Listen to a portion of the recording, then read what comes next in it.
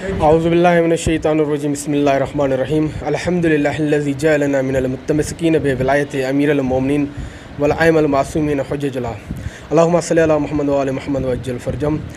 तमाम तारीफ़ूं उन अल्लाह जे लाइ जंहिं असांखे मौला इमाम हुसैन अलैहिस्सलाम जो अज़ादार बणायो ऐं दुरूद व सलाम हुजे असांजे प्यारे नबी मुहम्मद मुस्तफ़ा सल्लल्लाहु अलैहि वसल्लम ते ऐं उन जी आल ते। जीअं त पंजाब में 23 जून ते हिकु मलौना अब्दुर्रहमान सल्फ़ी, मां अब्दुर्रहमान इन कमीणे खे न चवां, इहो अब्द शैतान जो ग़ुलाम आहे। इन मलऊन हुज़ूर सल्लल्लाहु अलैहि वसल्लम जी औलाद जी शान में इमाम मूसा काज़िम अलैहिस्सलाम, इमाम मुहम्मद तकी अलैहिस्सलाम, इमाम अली नकी अलैहिस्सलाम, इमाम हसन अस्करी अलैहिस्सलाम ऐं इमाम ज़मान अलैहिस्सलाम जी वालदा माजिदा जी शान में गुस्ताखी कई आहे ऐं नबी सल्लल्लाहु अलैहि वसल्लम जी असहाबनि जी शान में बि गुस्ताखी कई आहे।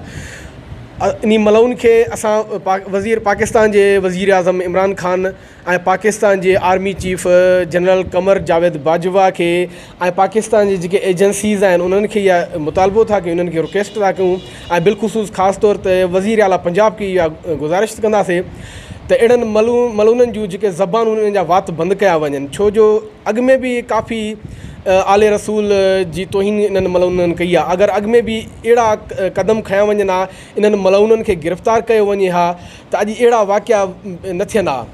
जो असांजो इहो वरी बि मुतालबो आहे त इन मलउन खे गिरफ़्तार करे इन मलउन खे फांसी ॾेई वञे, छो जो क़ुर में वाज़े तौरु इहो लिखियलु आहे त नबी जी मुहबत खे जाइज़ करार यानी वाजिबु करार ॾिनो वियो आहे। सो हुज़ूर सल्लल्लाहु अलैहि वसल्लम जी बि हदीस आहे त अव्वलना मोहम्मद, औसतना मोहम्मद, आख़िरना मोहम्मद, कुल्लोना मोहम्मद। असां पहिरियां बि मोहम्मद आहियूं, असां विचां बि मोहम्मद आहियूं, असां आख़िर बि मोहम्मद ऐं असां सभु जा सभु मोहम्मद आहियूं, छो जो हीअ सभु मोहम्मद आहिनि। पोइ अगरि कंहिं असांजे नबी जी शान में अगरि केरु गुस्ताखी कंदो, छा असां बर्दाश्त कंदासीं? न, बिल्कुलु बि न। हे नबी जी आल जी शान में इन मलउन गुस्ताखी कई आहे। सो असां वरी बि पंजाब हुकूमत खां वज़ीर आज़म इमरान ख़ान साहिब खे इहो मुतालबो था कयूं त मलउन खे गिरफ़्तार करे करारी वाक़ई सज़ा ॾिनी वञे ऐं सरियाम इन मलउन खे फांसी ॾिनी वञे त जीअं ॿीहर अहिड़ा वाक़िया न थियनि। अब्दुर्रहमान सल्फ़ी ते लानत, अब्दुर्रहमान सल्फ़ी ते लानत। हा, जीअं त पंजाब में इहे मलउन जेको आहे सो तक़रीबन 23 जून जे ॾींहुं हिन गुस्ताखी नबी साईं जे आल जे कई आहे। इन मलउन ते जेको आहे सो पूरे पाकिस्तान में भटकार ऐं लानतूं त पुॼी रहियूं आहिनि, लेकिन असां हिन गाजी ख्वाड़ में ख़ुसूसी तौर ते तहरीक नफ़ाज़ फ़िक़े जाफ़रिया जे तरफ़ खां, यूनिट ख़ान मोहम्मद जे ख्वाड़ जे तरफ़ खां हिते एहतजाज जेको आहे रिकॉर्ड करायो आहे ऐं जेको आहे सो भिटकार ऐं लानत हुजे हिन मलउन ते। ऐं वज़ीर आज़म इमरान ख़ान खां मुतालबो था कयूं त हिन मलउन खे फ़िलफ़ौर गिरफ़्तार कयो वञे ऐं हिन खे जनम रसीद कयो वञे। अब्दुर्रहमान सल्फ़ी ते लानत, अब्दुर्रहमान सल्फ़ी ते अल्लाहुम्मा सल्लि अला मुहम्मद व आले मुहम्मद व अज्जल फरजम आले मुहम्मद।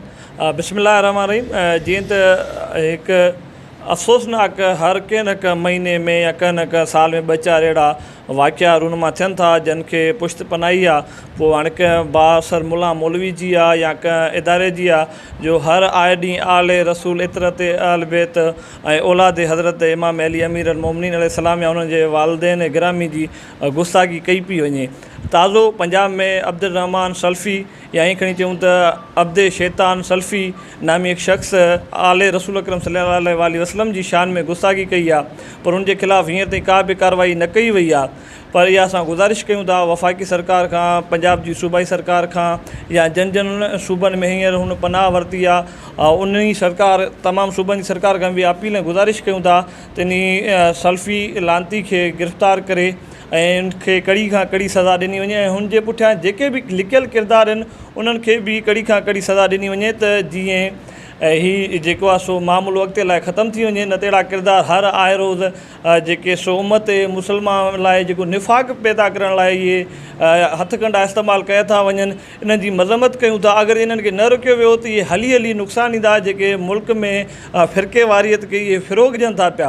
इन्हनि खे महिरबानी करे गिरफ़्तार करे कंहिं चौंक ते इन्हनि खे टंगियो त जीअं अॻिते लाइ सबक़ आमेज़ नतीजा निकिरनि। न त असांजो जेको हींअर एहतजाज आहे तहरीक नफ़ाज़ फ़िक़े जाफ़रिया पाकिस्तान तरफ़ां जेको ऐलानियल एहतजाज आहे इहो पूरे पाकिस्तान में जारी आहे। अगरि इनखे गिरफ़्तार न कयो वियो त इहो एहतजाज हर रोज़ या हर जुमे ते इहो जारी सारी रहंदो। इन सल्फ़ी लानती शैतान खे गिरफ़्तार करे ऐं जेके सो उम्मत मुस्लिमा में जेके सो इहे निफ़ाक़ या नफ़रतूं पखिड़ियूं पियूं वञनि इन खे पाबंद सलासिल कयो वञे। महिरबानी।